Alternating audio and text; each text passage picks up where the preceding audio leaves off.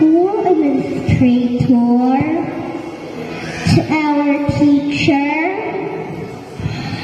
guests, parents, fellow graduates, friends, ladies and gentlemen, a pleasant morning to all of you. My name is Zoe Adira Mondrial, and I feel so honored to speak here in front of you. Today is a big day for all of us. We have come a long way from our first day in school. We made new friends, learned our ABCs, and discovered the magic of numbers.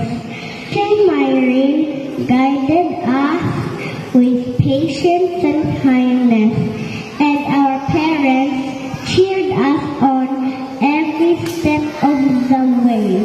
We had so much fun in our classroom, shared crayons, and giggled during the story time. We have painted colorful masterpieces and even had some scraped knees. But through it all, we have grown. We have become better listeners, better friends, and better learners. So, my dear friends, as we stand here today, let's celebrate our journey. Let's thank our teacher, our parents, and each other.